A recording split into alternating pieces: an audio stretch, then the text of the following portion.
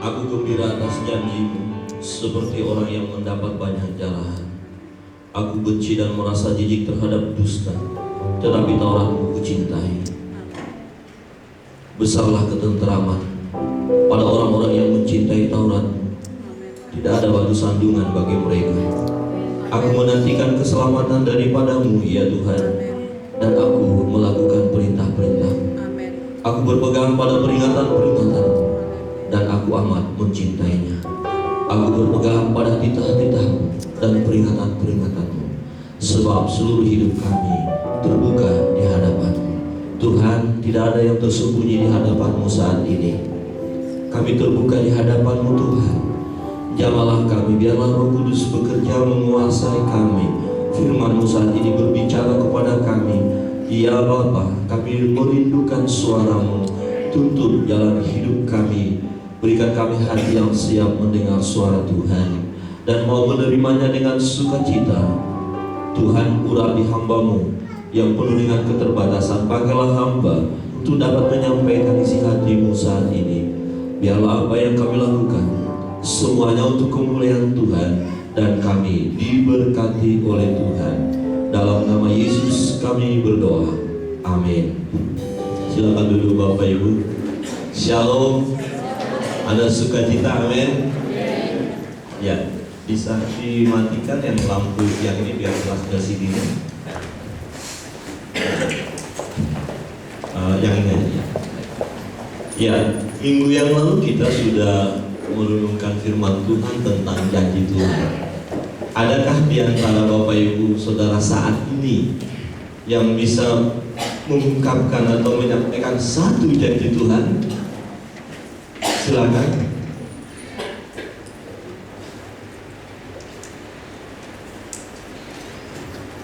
Yang punya satu janji Tuhan, apakah ada janji Tuhan yang dikenapi?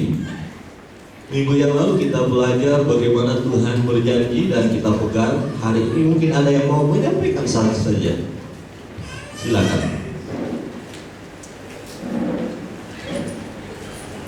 Ya, puji Tuhan. Sudah dikasih Tuhan Biblia. adalah matahari dan perisai. Sebentar Ibu. Ya. Haleluya. Mazmur 84 ayat 12, bahwa Tuhan adalah matahari dan perisai. Kasih dan kemuliaan Dia berikan. Amin. Ia tidak menahan kebaikan dari orang yang hidup tidak bercela. Amin. Amin. Kira-kira sedikit saja Ibu bisa sampaikan digenapi dalam Ibu apa? Ya. Tentang kasih Tuhan tadi. Saya percaya bahwa dalam segala hal Tuhan tidak pernah membiarkan anak-anaknya yang terus menantikan Dia, Ya. yang terus berharap kepadanya, menaruh harapan dan percaya sungguh-sungguh kepadanya. Karena setiap orang yang berharap tidak akan dikecewakan, dan setiap orang yang percaya tidak akan dipermalukan. Dan saya sudah mengalami Tuhan bertindak dalam kehidupan saya, dan seterusnya apapun yang saya hadapi, saya percaya Tuhan tidak pernah menahan kebaikannya. Amin. Puji Tuhan. Silakan duduk Ibu. Tuhan tidak pernah menahan kebaikannya. Tapi kadang-kadang kita menantikan kebaikan Tuhan, ada kalanya belum tiba, belum kita nikmati seperti apa yang kita harapkan. Dan jawabannya jelas minggu yang lalu adalah waktu Tuhan butuh kesabaran, dan dalam menantikan itu jangan goncang iman. Amin. Amin. Ya. Bisa melihat LCD? Ya. Kira-kira kalau ditanya kasih judul buat gambar ini, apa kira-kira? Ya. Ini gambar apa Bapak Ibu? Kucing. Ini gambar apa? Ya. Ini gambar apa ini? Cermin. Ini gambar. Ini gambar. Jadi judulnya apa? Kucing pura-pura jadi singa. Atau apa? Ya. Masing-masing kita punya pandangan sendiri. Mungkin ada berkata, ini kucing tidak tahu diri. Berkaca, lihat dirinya sebagai singa. Saudara, kalau saudara pernah berkaca tidak? Ya, pasti sudah lupa wajah saudara. Tapi waktu di kaca itu pasti tahu. Ada nggak seorang wanita pas lagi kaca tiba-tiba kok ada kumisnya gitu? Saya pikir lompat ya. Ya. Jadi kadang-kadang kita bertanya dalam diri kita, waktu kita di kaca sih kita jelas sekali tahu siapa kita. Tapi setelah meninggalkan cermin itu kita nggak tahu siapa kita. Siapakah saya? Siapakah saudara? Siapakah kita? Menarik sebenarnya dalam gambar ini bisa kita lihat sisi negatif. Sisi negatifnya begini, ya. Si kucing tidak sadar kalau dia kucing. Ya seringkali orang juga tidak sadar siapa dirinya. Dia selalu melihat sepertinya dirinya hebat. Jadi ada kesombongan itu secara negatif saya lihat. Tidak sadar akan diri. Tapi sisi positif ada. Si kucing tidak mau melihat dirinya hanya sebatas kucing, karena dia punya keinginan atau sesuatu yang jauh lebih besar, lebih hebat. Dia bisa melihat dirinya sebagai singa yang luar biasa walaupun dia kucing. Ini secara positif. Nah, kita menempatkan diri kita di negatif atau positif. Ya, seperti dua orang yang diutus oleh Musa memberi laporan. Dia hebat, tapi 10 utusan melaporkan mereka tidak ada apa-apanya. Ya, konsep diri, identitas diri tidak jelas. Tetapi dua orang memang tahu mereka tidak ada apa-apanya. Kita ini kecil, mereka besar, fakta besar. Tapi mereka tidak melihat diri mereka yang kecil. Mereka melihat diri mereka yang besar oleh karena kuasa Tuhan. Ya, jadi seringkali orang melihat dirinya tidak jelas atau selalu merasa rendah. Siapakah kita? Apakah kita mau menilai secara positif atau negatif? Tapi jujur, acap kali yang terjadi di muka bumi ini hanya melihat sisi negatif saja. Setiap pribadi harus mengetahui identitas dirinya dengan benar. Ini penting. Apakah kita sudah tahu betul siapa kita? Nah, pengenalan identitas diri yang benar akan berpengaruh terhadap cara bagaimana orang tersebut menjalankan kehidupannya. Lihat, jelas sekali bisa kita lihat. Kalau dia selalu negatif itu identitas dirinya tidak jelas. Ya, kalau dia positif, dia ngerti siapa dirinya. Ya, saya rindu kita tahu siapa kita. Ya. Kita tahu siapa kita ya. Sebagai orang percaya, kita harus mengetahui identitas kita. Ya, sebagai orang Kristen, kita harus tahu identitas kita. Nah, ketika orang Kristen tidak tahu identitasnya, begitu gampang dia tergoncangkan situasi yang ada. Tidak kuat menghadapi tantangan, pergumulan hidup, dan ini adalah akhir zaman. Tanda-tanda sudah nyata. Luar biasa. Ya. Dibutuhkan pribadi yang memiliki identitas yang benar. Dan kita mau melihat kebenaran firman Tuhan, supaya kita tidak hanya sebatas mengaku-ngaku sebagai orang Kristen, mengaku-ngaku sebagai anak Tuhan, tapi kita tidak jelas identitas diri kita siapa. Sudahkah saudara tahu siapakah saudara? Ini biasanya terlihat jelas ketika diperhadapkan dengan situasi sulit. Ketika diperhadapkan tantangan, pergumulan. Ini kita tahu jelas apakah identitas kita benar-benar kita tahu atau tidak sebagai anak-anak. Yang pertama, Bapak Ibu, siapakah kita? Siapa saya? Yang pertama, kita akan melihat kebenaran firman Tuhan.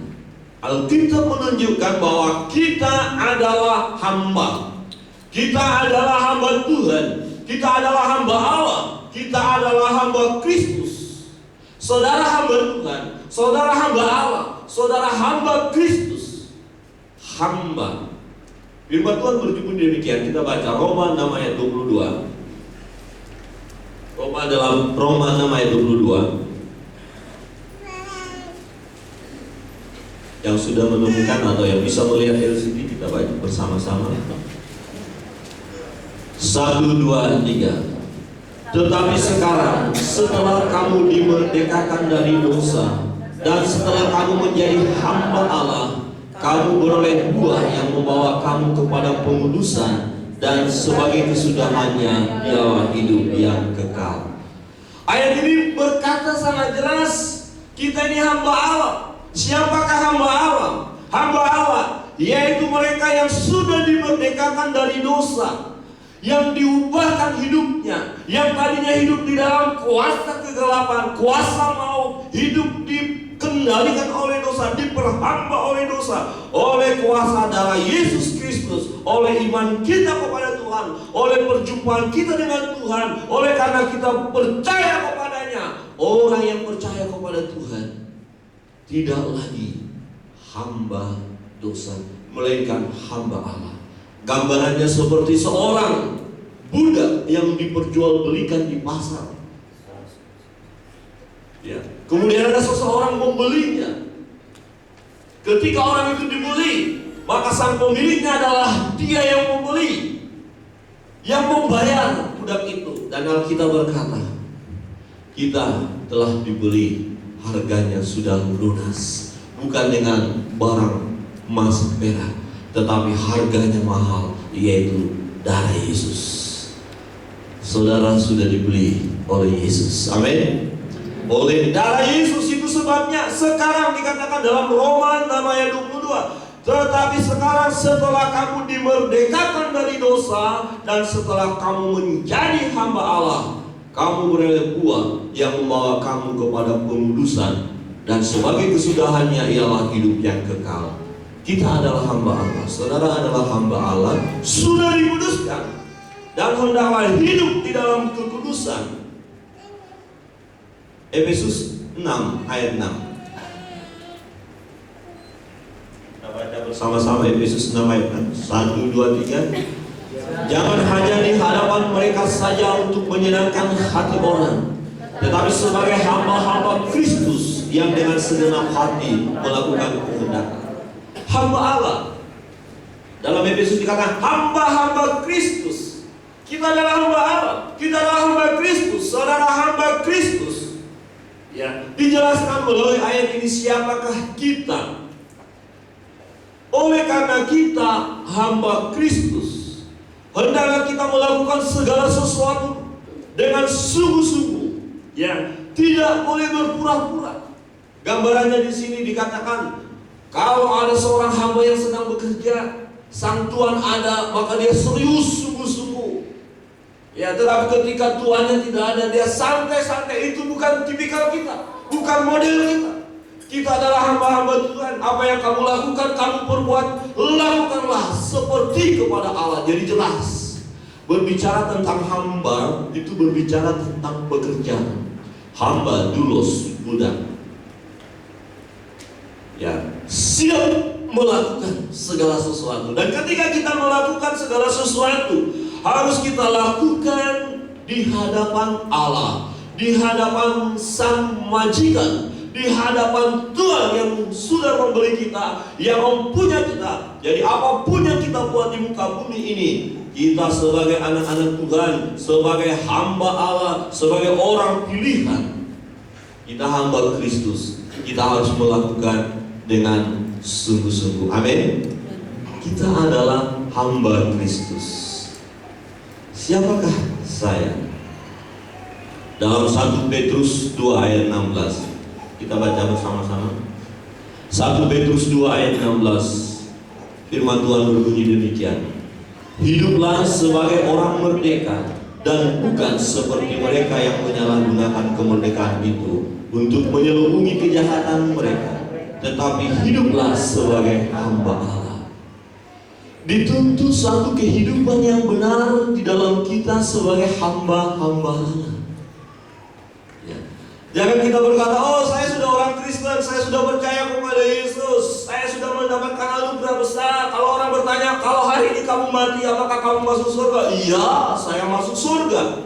tetapi pola hidup tidak mencerminkan sebagai hamba Allah, tidak mencerminkan sebagai hamba Kristus, tidak mencerminkan sebagai hamba Tuhan. Ayat ini mau berbicara, jangan seperti itu, tetapi kita mau hidup benar-benar sebagai hamba Allah.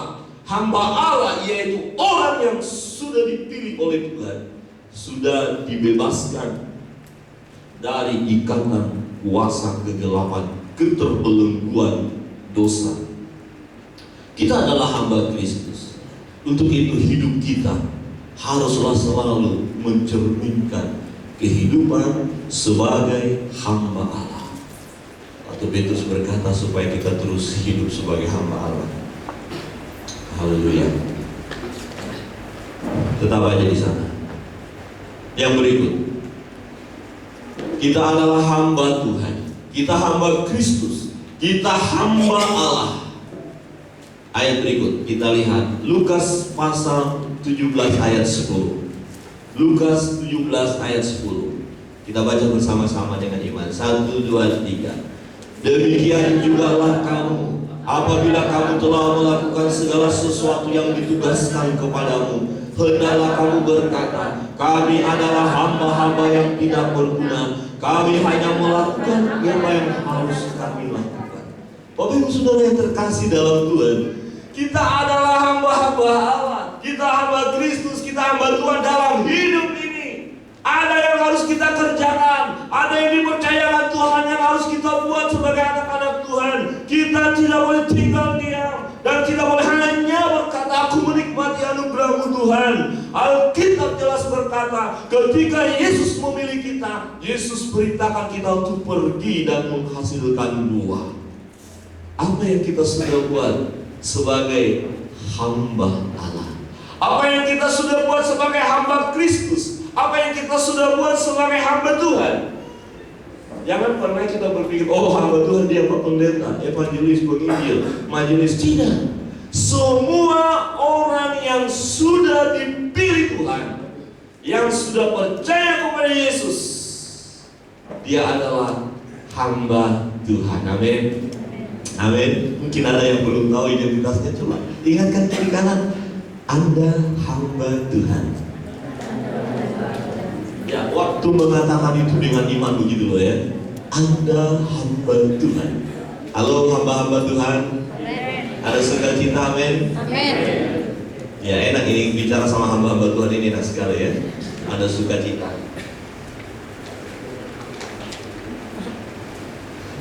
Ada banyak orang berpikir hamba Tuhan itu mereka yang sekolah teologi ya, mereka yang sudah bersalah.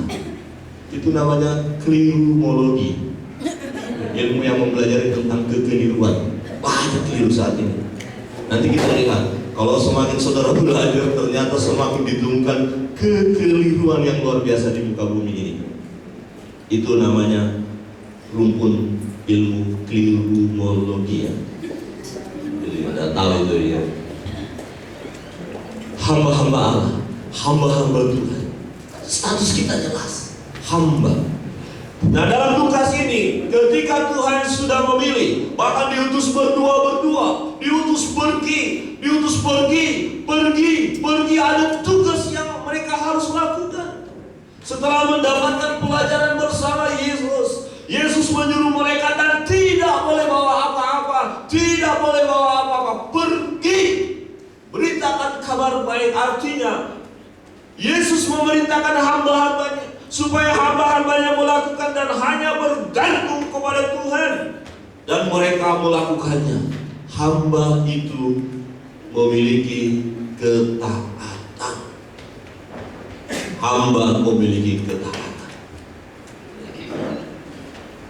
Kira-kira begini, kalau saya bekerja di satu perusahaan, ya karena saya belum berpengalaman, dicari tenaga kerja yang tidak dibutuhkan pengalaman karena bisa dibimbing. Oke, saya masuk dan diterima.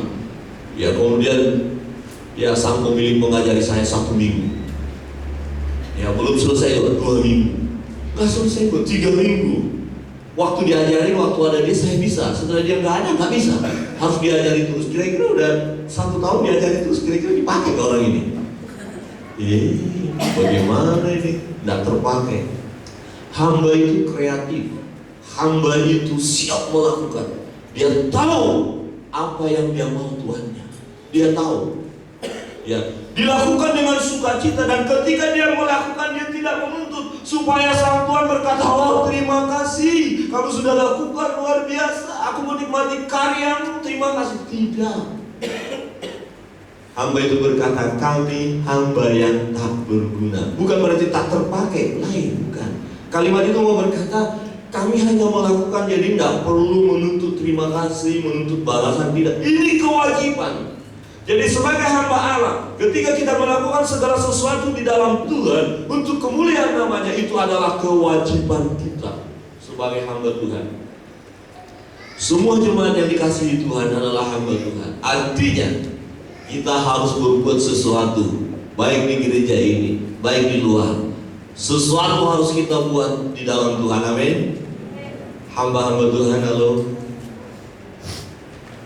Kita hamba-hamba Tuhan harus siap melakukan apa yang Tuhan mau. Apa yang harus kita lakukan sebagai hamba Allah? Nomor 1, coba kiri kanan bertanya, apa yang akan saudara lakukan sebagai hamba Allah?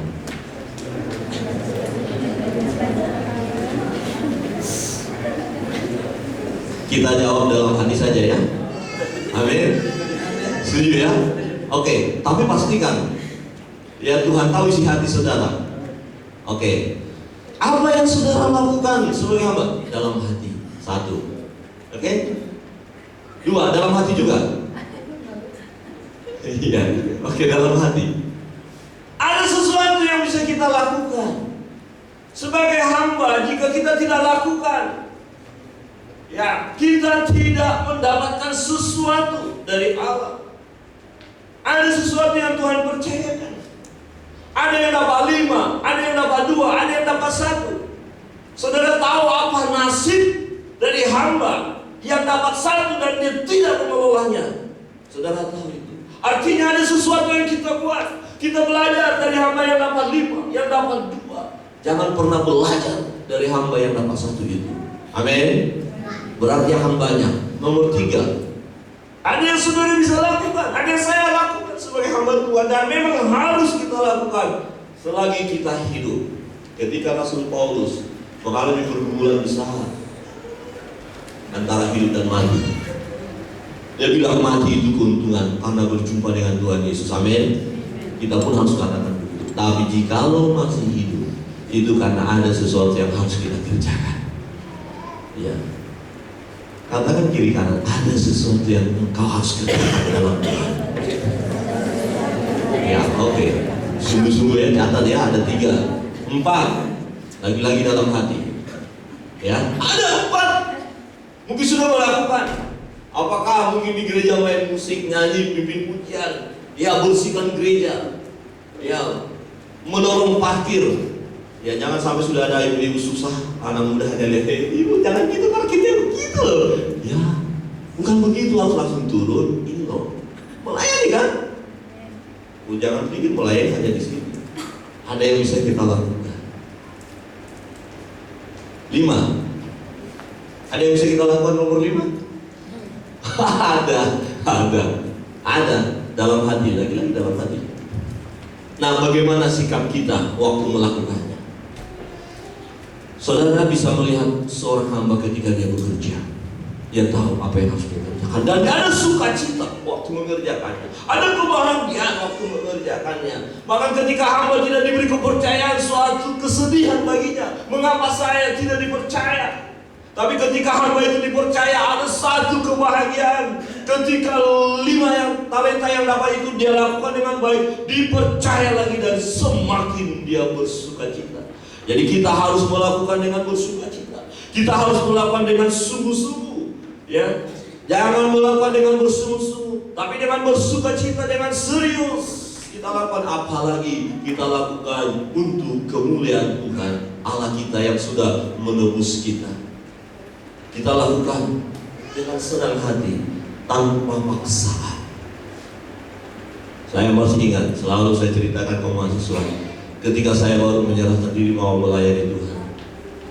Itu luar biasa.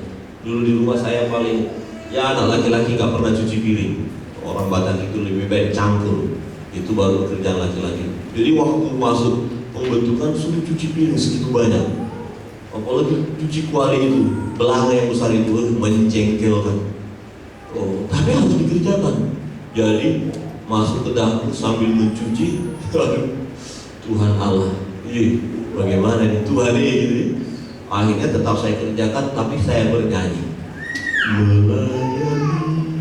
Melayani lebih sungguh. Saya melayani, bernyanyi, tapi air mata menetes. Tuhan nasib kok jadi tukang cuci piring. Melayani. Kemudian disuruh lagi harus sikat WC. Sikat WC nggak boleh hanya siram-siram. Wah, sikat WC lagi. Melayani, agak kau bikin. Melayani, nggak mau sikat lagi. Melayani Tuhan. Nah, rupanya rahasianya begini Bapak Ibu. Waktu kita melakukan dengan bernyanyi dengan sukacita, akhirnya kita nggak capek. Benar, buktikan saja. Kalau saudara melakukan dengan bersungut-sungut, saudara capek, lelah, tidak ada hasil.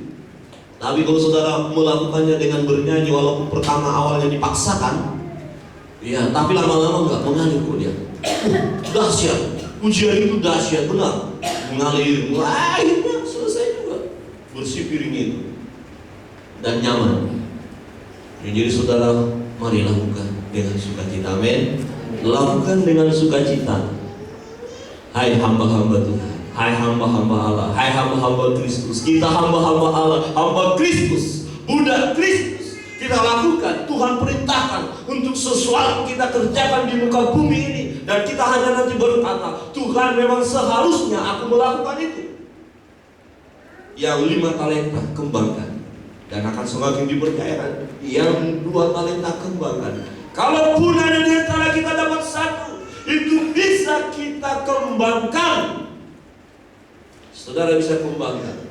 Bukan persoalannya di talenta, tapi persoalannya adalah bagaimana cara kita menanggapi, meresponi talenta itu, perintah itu, meresponi identitas diri kita sebagai hamba Kristus. Biarlah kita terus hidup sesuai dengan kehendak Allah, hamba Kristus. Kalau kita belajar tentang hamba adalah selalu bekerja, melakukan apa yang diperintahkan oleh Tuannya, dan dia berjuang menyenangkan hati Tuannya. Itulah kita.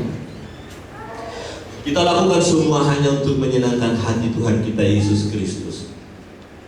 Siapakah saya? Yang kedua, ini menarik. Tadi status kita hamba, tapi yang kedua sangat menarik sekali. Ya, kita adalah sahabat Tuhan. Ada peningkatan. Ya, hamba, sahabat. Kita sahabat Tuhan. Kita baca ayat ini. Yohanes pasal 15.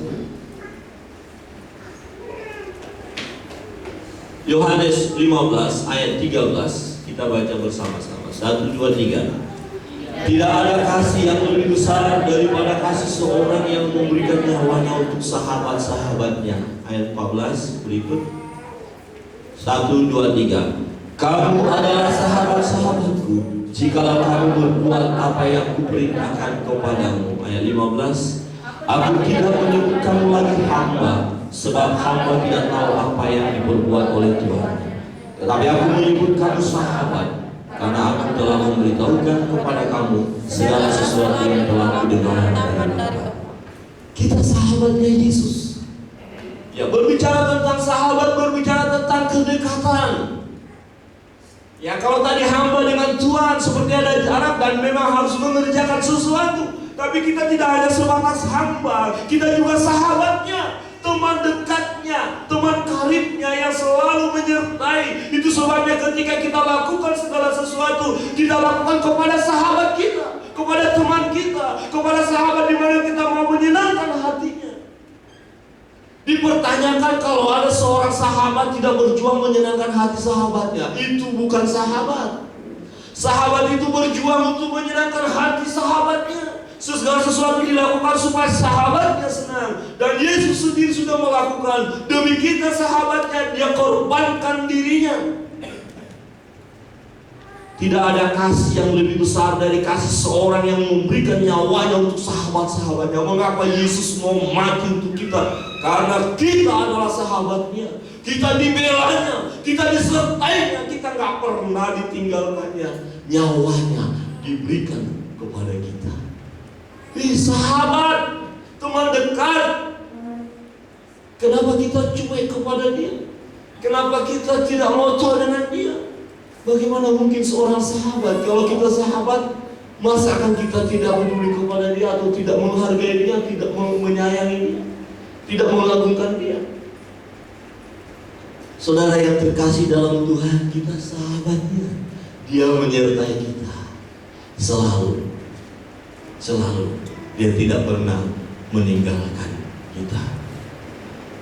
Kamu adalah sahabatku jika kamu berbuat apa yang kuperintahkan kepadamu. Perhatikan, sahabat itu memberikan tugas kepada kita sebagai sahabatnya. Diberikan perintah dan kita mau melakukannya dengan sungguh-sungguh. Kita mau persembahkan dengan sungguh-sungguh. Dan itu menyenangkan hati sahabat kita dalam hidup ini. Sebagai sahabat Yesus Kristus, hendaklah kita berjuang melakukan segala sesuatu dengan sungguh-sungguh di dalam kekudusan, dan kita persembahkan kepada Dia, Tuhan kita Yesus Kristus. Amin. Kita adalah sahabat Yesus. Identitas kita yang kedua, kita sahabat Yesus. Amin. Katakan kiri kanan, Anda saudara sahabat Yesus.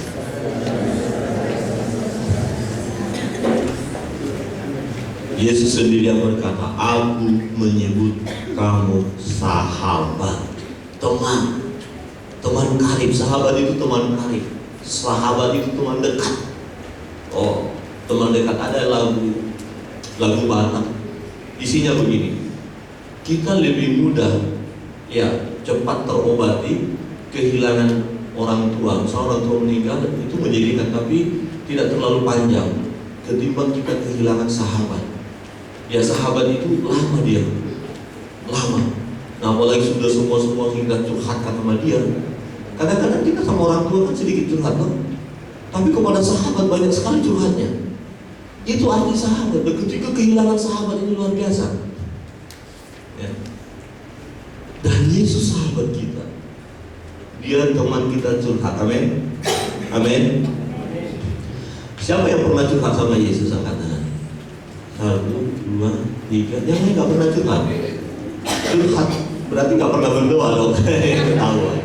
Kamu ketahuan. Ya curhat itu doa. Seperti Ibu Hana datang ke bait Allah.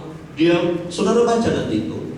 Waktu minta Samuel, Hana mencurahkan isi hatinya kepada Allah. Curhat. Kalau di TV ada banyak curhat, Ma. Mama Dede, curhat, Ma. Sama Mama Dede, kita curhat sama Tuhan lebih aman, ya.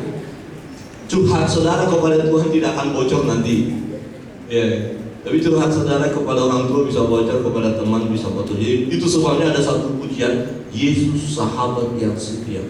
Ini luar biasa, saya sedang lagu itu. Cuma kalau saya nyanyikan itu di Batak sana langsung bilang, nggak boleh nyanyi itu. Kenapa? Itu lagu orang mati gitu ya. Orang mati itu lagu. Itu kan menguatkan kita. Yesus kawan yang tahu lagu itu? Ya, coba kita nyanyikan bersama-sama ya. Yesus kawan yang, saya udah kita waktu berdiri, kita nyanyi dulu. Yesus kawan yang, tidak usah pakai musik, kita nyanyi aja dengan menikmati. Yesus kawan yang tahu lagunya mungkin ada di Alkitab, buku Kidung Jemaat, atau sebentar kalau kita lihat. Dia selalu menyertai. Ya, identitas kita sahabat Yesus. Yesus kau sahabat, kau kawan yang sejati. Kawan itu sahabat, teman. Nomor 453, Kidung Jemaat 453. Ya, nikmati pujian ini. Bait yang pertama, Yesus kawan yang sejati. Ya, saya kurang begitu ini ngangkat lagu karena suaranya bisa agak ini ya, jadi sudah ya. Saya sadar diri ya. Gak seperti kucing tadi lihat singa. Kalau hal nyanyi saya lihat ya. Oke, Yesus kawan yang sejati. 1, 2, 3. Yesus kawan yang sejati. Bagi kita yang lemah, bagi kita yang lemah, tiap hal boleh dibawa. Tiap hal boleh dibawa dalam doa padanya. Dalam doa padanya. Oh betapa kita susah. Oh betapa kita susah dan percuma berlelah. Bila kurang pasrah diri. Bila kurang pasrah diri. Dalam doa padanya. Benteng yang kedua. Jika oleh pencobaan, kacau balau hidupmu, kacau balau hidupmu, jangan kau putus, jangan kau berputus asa pada Tuhan berseru, pada Tuhan berseru. Yesus kawan yang setia. Yesus kawan yang setia. Hingga ada taranya. Dia tahu kelemahanmu. Naikkan doa padanya. Silakan duduk Bapak Ibu. Indah sekali bukan? Kadang-kadang kita yang tidak curhat sama dia. Dia berkata, marilah kepadaku hai kamu sekalian yang letih lesu dan berbeban, hai sahabat-sahabatku. Aku tahu sebenarnya pergumulanmu, tetapi kenapa engkau tidak datang kepadaku sebagai sahabat? Kita tidak datang kepada dia padahal dia sahabat yang selalu menyertai kita, tangannya terbuka. Itu karena dikatakan kalau kita gelisah, kita galau, kacau, karena kita lalai menyerahkannya pada Tuhan. Curhat kepada sahabat yang sejati. Dia sahabat, dia menyertai kita. Dia tidak pernah meninggalkan kita. Dia tahu segala beban pergumulan kita. Ya, berikut.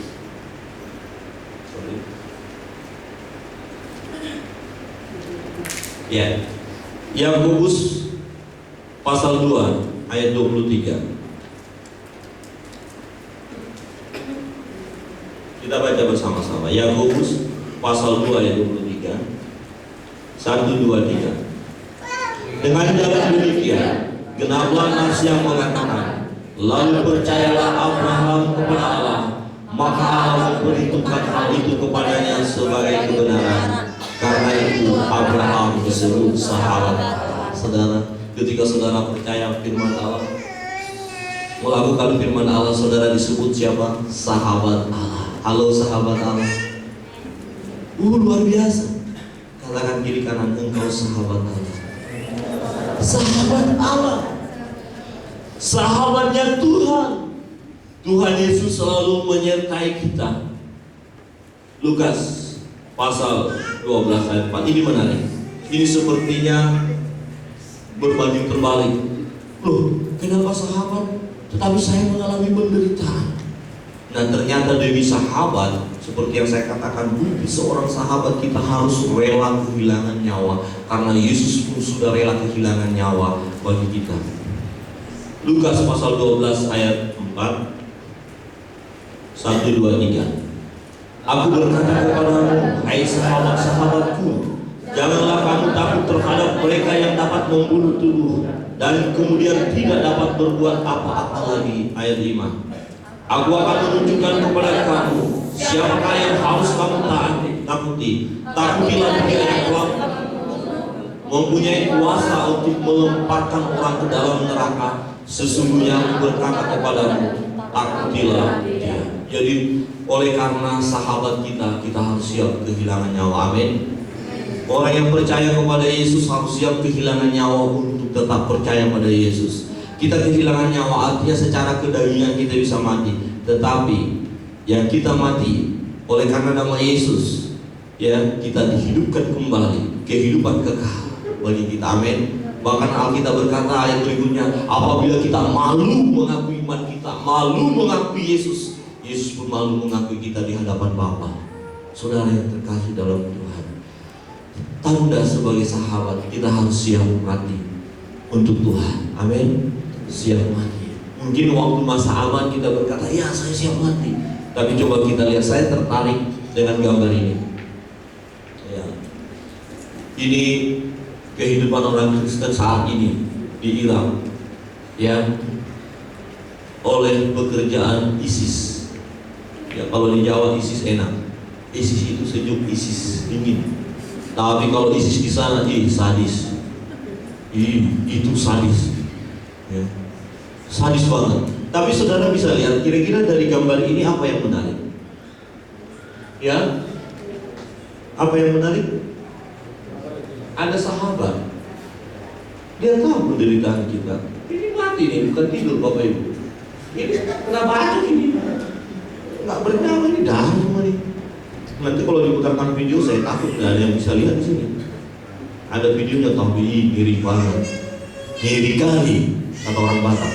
Ngiri kali banget, seperti pukul anjing aja. Tapi ada kalimat-kalimat yang menarik. Saya senang. Kalimat menarik begini, tubuh bisa mati, tapi apa yang dari Tuhan kembali kepada Tuhan, mereka pasti masuk surga. Jadi seorang sahabat ketika mau dipisahkan dari sahabatnya, dia tidak mau. Saya akan terus bersama sahabatku, namanya Yesus. Yesus juga yang berkata bahwa saya sahabatnya. Yesus tidak pernah meninggalkan saya. Bagaimana mungkin saya meninggalkan sahabat saya? Bagaimana mungkin saya meninggalkan Yesus? Nyawa pun harus siap berkorban bagi Tuhan. Di wawancara di televisi saya sangat terdiam. Seorang ibu menggendong anak melewati padang gurun 4 jam. Anaknya sakit, kurus sekali. Dia gendong bersama suaminya dengan rombongan menyelamatkan diri dari kejaran ISIS. Dan mereka sampai ke gereja, diwawancarai, dan mereka kurang makan. Apa yang kita bisa buat kepada saudara-saudara kita sesama sahabat Tuhan? Ya, Yesus sahabat kita, menyertai senantiasa. Saat ini saudara kita di Irak membutuhkan dukungan, baik doa maupun dana. Ini ada nomor rekening dari Open Doors. Kayak kita, gereja kita nggak boleh tinggal diam. Dana misi kita harus pergi, dan mungkin ada di antara Bapak Ibu yang mau menyumbang, kita satukan, kita kasih ke Open Doors. Banyak. Bagaimana kita tidak berdoa? Bagaimana kita hanya diam? Tetapi yang sangat menarik, Yesus tahu pergumulan mereka. Yesus tahu juga kita sebagai sahabat-sahabatnya yang nyaman di zona nyaman ini. Apakah kita juga berpikir kepada saudara-saudara kita? Tuhan izinkan memang itu terjadi, dan Tuhan izinkan juga harus kita lihat. Tetapi jika Tuhan izinkan pun kita alami, sebagai sahabat Yesus, kita tidak boleh meninggalkan Yesus. Amin. Katakan kiri kanan, jangan pernah tinggalkan Yesus. Mungkin secara berbisik, tapi kedengaran, jangan tinggalkan Yesus. Halo, jangan tinggalkan Yesus. Oh, masa gara-gara masalah cepet kok tinggalkan Yesus? Masalah nasi bungkus tinggalkan Yesus? Masalah teman hidup tinggalkan Yesus? No. Yesus yang terutama. Amin. Yesus yang terutama dalam hidup kita, karena dia sahabat. Bapak Ibu Saudara yang terkasih dalam Tuhan, kita bersyukur kita sahabat-sahabat Tuhan. Jadi jangan takut walaupun ada penderitaan. Yesus sudah catat itu, sudah katakan dalam firman-Nya, tapi dia selalu menyertai kita. Apa yang kita harus lakukan sebagai sahabat? Jelas, saudara tahu. Jangan pernah tinggalkan dia, selalu menyertai dia. Ya, curahkan isi hati saudara kepada dia. Bawa segala beban pergumulan, bersuka cita dan lain sebagainya. Saudara bisa catat dalam hidup saudara. Dan ketika saudara melakukan, lakukan dengan sukacita. Enjoy, ya, bergirang dengan sungguh-sungguh terus menerus. Jangan temporer. Oh, lagi senang baru lakukan. Jangan. Terus menerus dan setia sampai akhir. Menarik yang ketiga, ternyata kita adalah anak-anaknya. Ya, identitas kita, ya, bukan hanya sahabat, tapi kita adalah anak-anaknya. Setiap orang yang percaya kepadanya diberi kuasa untuk menjadi anaknya, anak Allah. Ya. Galatia 4 ayat 7 kita baca. Galatia 4 ayat 7. 1, 2, 3. Jadi kamu bukan lagi hamba, melainkan anak. Jikalau kamu anak, maka kamu juga adalah ahli waris oleh Allah. Wow. Harta rahmat Allah besar, harta melimpah, baik di masa kini maupun di masa yang akan datang. Alkitab berkata sesuai dengan janji-janji yang kita sudah pegang, anak cucu orang percaya tidak akan meminta-minta. Ada pemeliharaan Tuhan, surga sudah jaminan. Itu sebabnya Yesus berkata, aku pergi ke sana dan menyediakan tempat bagimu. Setelah tiba waktunya dia akan datang menjemput kita, supaya di mana Yesus berada kita pun berada. Jadi kita adalah anak-anak Allah. Sebagai anak Allah, ahli waris. Saya mau bertanya kepada orang tua, ada nggak orang tua yang punya harta kemudian memberikan hartanya kepada orang lain dan anaknya dibiarkan? Tidak, orang tua hatinya kepada anaknya, melekat kepada anaknya. Dimanapun orang tua berada, selalu anaknya ada di hatinya. Dia tidak pernah memisahkan dengan anaknya. Dia tahu dan Yesus Allah Tuhan kita selalu menyertai kita dan kita ada di hatinya. Amin. Ada di hatinya. Tuhan tidak pernah meninggalkan kita. Ahli waris, diberikan yang terbaik, diberikan yang terbaik kepada kita. Yohanes 1 ayat 12. Tetapi semua orang yang menerimanya, yaitu yang percaya kepadanya, diberinya kuasa supaya menjadi anak-anak Allah, yaitu mereka yang percaya dalam nama Yesus, dalam namanya. Jadi bukanlah sesuatu kedukaan bagi kita kalau percaya pada Yesus, ya, tetapi satu kesukaan besar. Di Irak itu hanya 3 pilihan: tinggalkan Yesus, atau bayar pajak tinggi, yang ketiga mati. Itu saja. Itu sudah berada di internet, itu saudara Bapak Ibu bisa baca. Tapi mereka tetap Yesus yang utama. Tuhan menyertai, ya. Ketika Paulus menganiaya orang percaya dan dia berjumpa dengan Yesus, Yesus bilang apa? Kenapa engkau menganiaya aku? Artinya Tuhan menyertai, ya. Kita sebagai anaknya, disertainya kita, diberi yang terbaik kepada kita, ya, ditolong kita. Roma 8 ayat 14. Kemudian ayat 15 kita baca bersama-sama. Roma 8 ayat 14.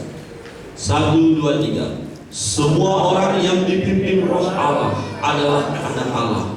Sebab kamu tidak menerima roh perbudakan yang membuat kamu menjadi takut lagi, tetapi kamu telah menerima roh yang menjadikan kamu anak Allah. Oleh roh itu kita berseru, ya Allah, ya Bapa. Jadi kita bisa berkata, ya Allah, ya Bapa. Sangat indah menyebut nama Bapa.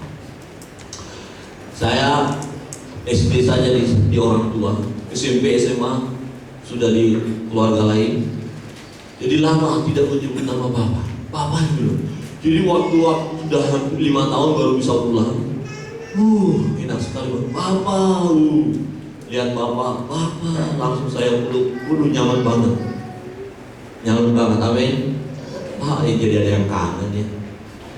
Bapa, peluk ya. Luar biasa, dekat. Ini namanya Bapak itu peluk anaknya. Tuhan memeluk kita. Jadi ada kedekatan antara Bapa dan anak.